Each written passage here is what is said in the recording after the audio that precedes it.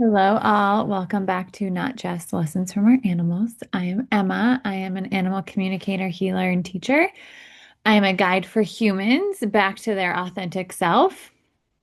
I'm a messenger for Mama G, and I'm a conduit for the divine. And today we're back to a message from one of our animals. And I've been sitting on this message for a while.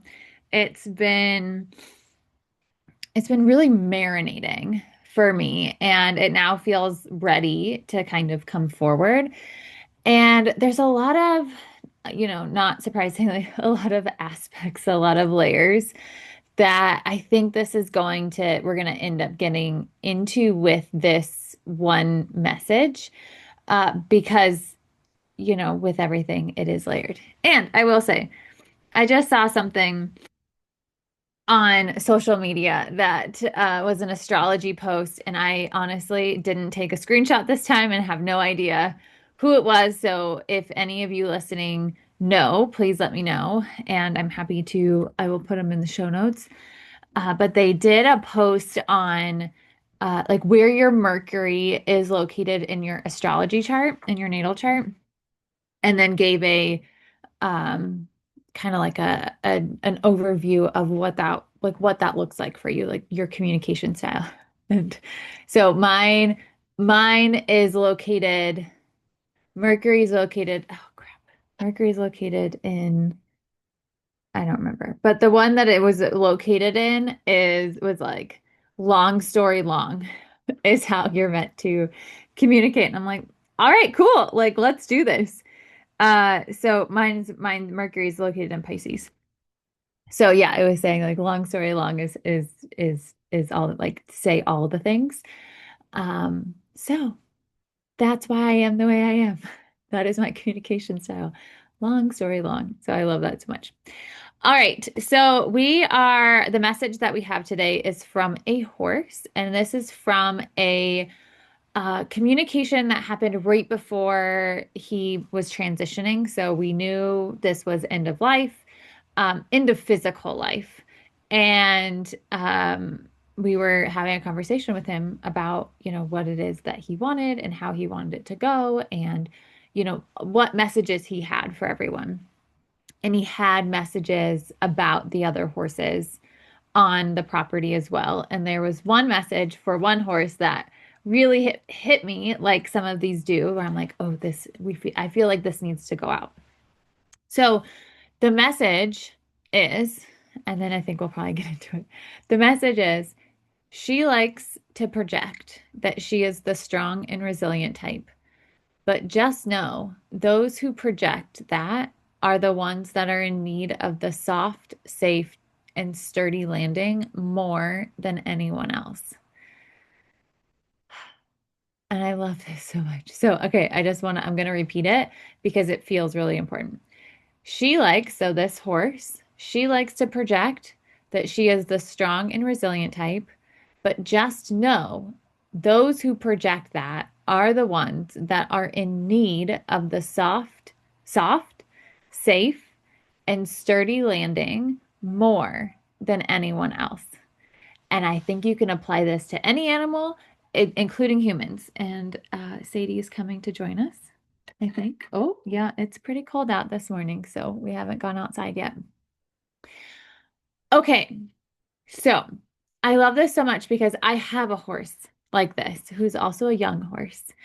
And Ruby is also the projects kind of the strong, resilient type. And when she is overwhelmed, she shuts down.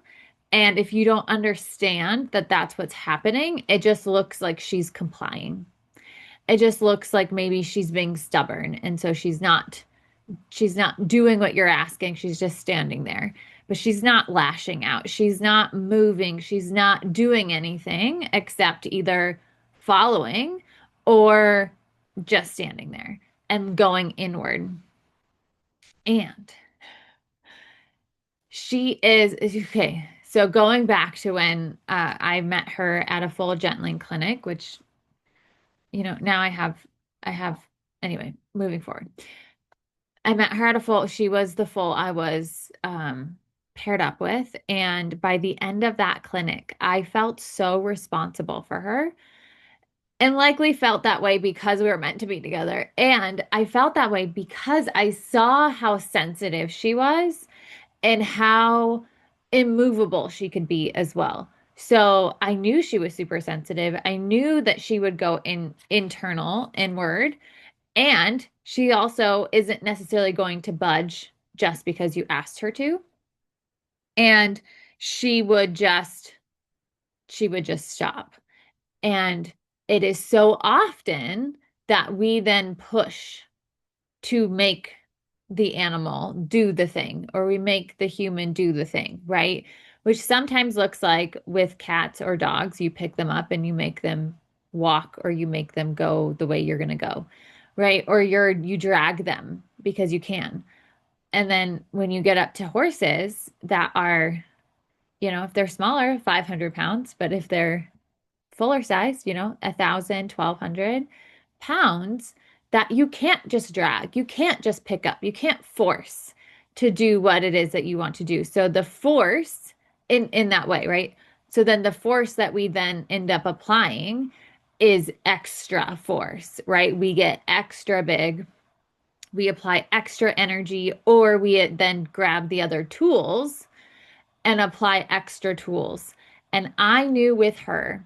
So the reason I felt responsible was because at the time I was very much in the belief that I was not meant to, like, I not that I wasn't meant to, but I wasn't equipped to bring in a wild young horse into my life. And so I was like, well, I'm not adopting her because I can't be her person because I'm not like I'm new to the horse world at this point, and like, who am I to do all these things, right? And so I was so nervous about who she would end up with because I then have seen horses that I believe were like her, young, and then weren't given the time, the space, the grace to the soft landing, right? The safe, the soft, the sturdy landing to be who they are and then be surrounded by the support that they need in order to move forward in life, and are now dangerous, can be dangerous horses because they have grown up in lives in their life in different situations and environments that said your voice doesn't matter. What you want doesn't matter. And so you have to do what I want you to do because that's what matters. I matter in this situation, and you doing what I want you to do matters in this situation. And so we're going to get there one way or another, right? And some horses are going to go fully internal and just kind of become, learned helplessness and just, quote unquote break and just be and follow along and do the things, but just not really be bright and vibrant and thriving in the world.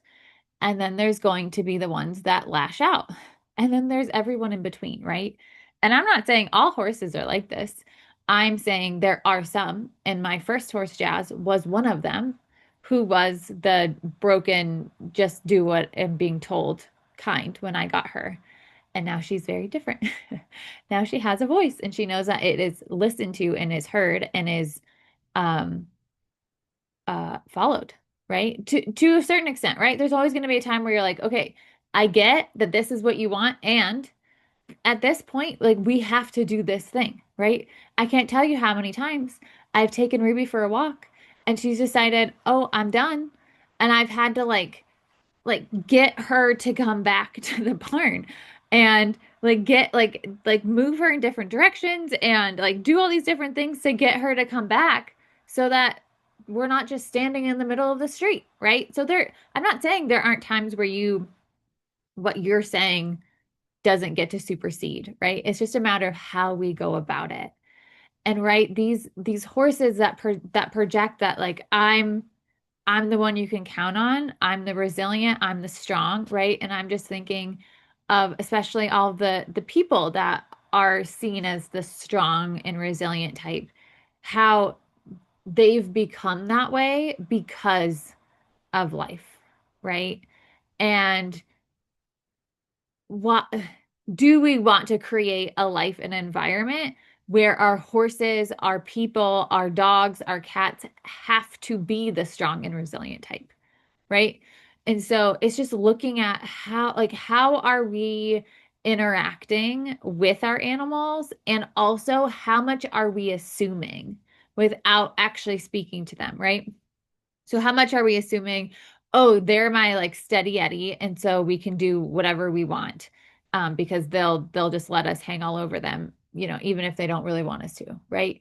Or like with Ruby, right? She's gonna shut down internally. So I have to become a really big advocate for her, because most people are gonna look at that and be like, oh, she's being stubborn, she's shutting down. We need to like make her do this. And I have to then step in. And this, you can say I'm wrong. That's fine. You get to decide how to parent your children, right? Human, animal, however you want to look at it.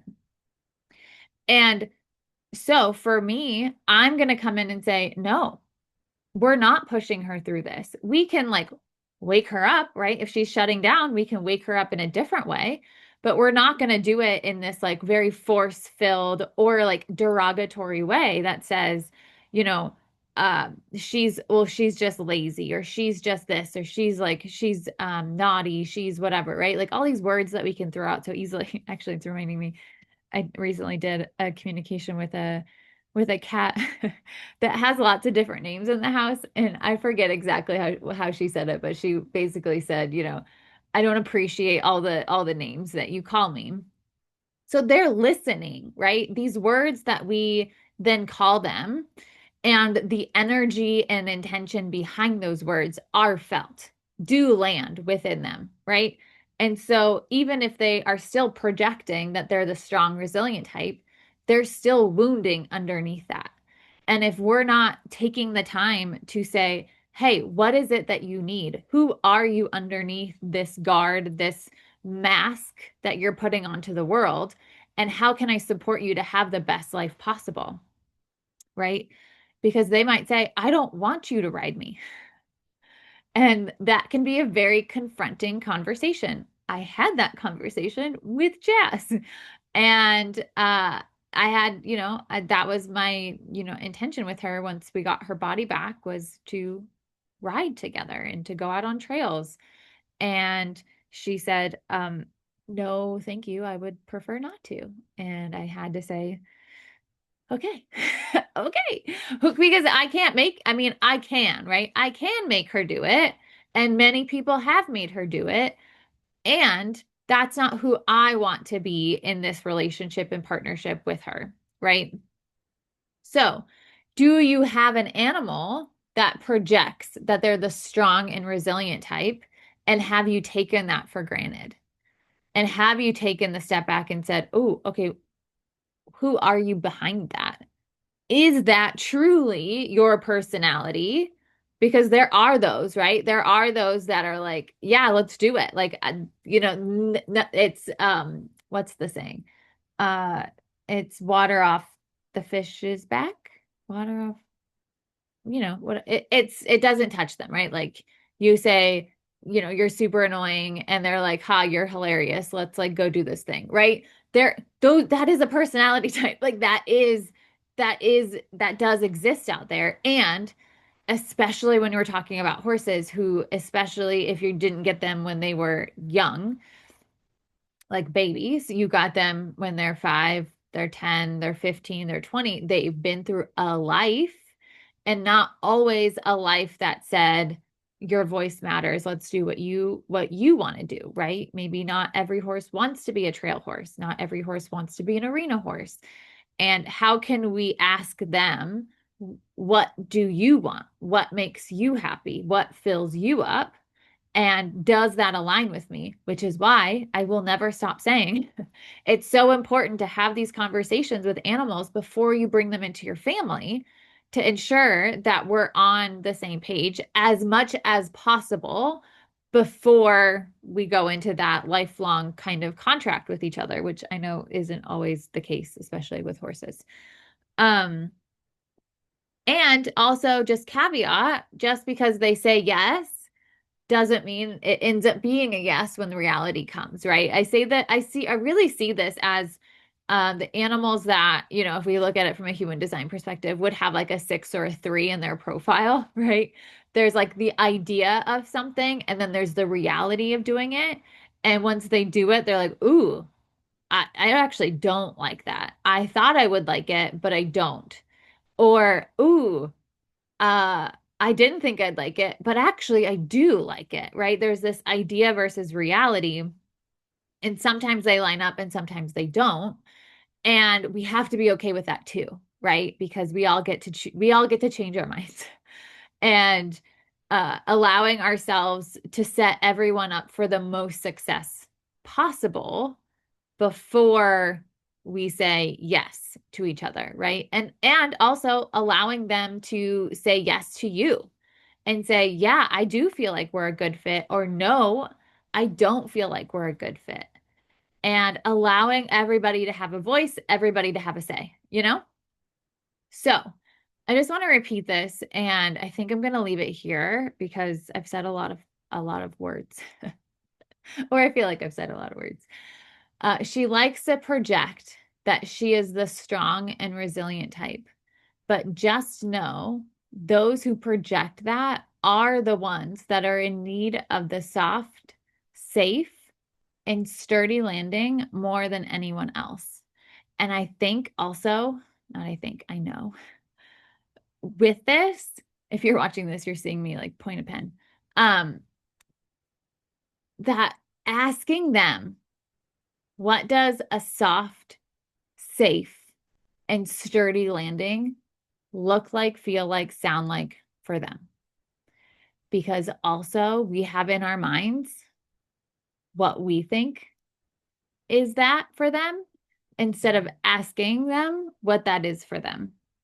Because for some, and I'm talking horses now, for some, being in a stall for part of the day or, overnight or whatever might feel really good to them, right? Like having this their own space and just like, having this enclosed, just like safe space, that might feel really good to them. Having herd mates might feel really bad, right? Or might feel really good, right? We don't get to decide what a soft, safe, and sturdy landing is for them, just like nobody gets to decide that for us. And so, again, the more that we cannot assume or have expectations of what that is for another, and instead ask them and go into a dialogue to say, how do we support each other? How do I support you? Right? Maybe it's I support you right now. You're in a place that I'm going to do a lot of the heavy lifting right now so that you feel supported, you feel welcomed, you feel like you belong, and that is the end of it. And then, once you feel safe, we can then work on this bond between us. But I don't expect you to build a bond with me if you don't feel safe, sturdy, and have a soft landing before that, right? And so this is where, again, like, we don't assume, we engage in dialogue. Okay, I know I said I was going to stop talking, but long story long, that's what I'm here for now. All right. All right. Well, I hope this was helpful. I hope this brings some insight and whatnot to all of you. And I hope you're having a great day or weekend or whenever you are listening to this. And I will talk to you all very soon. All right. Bye for now.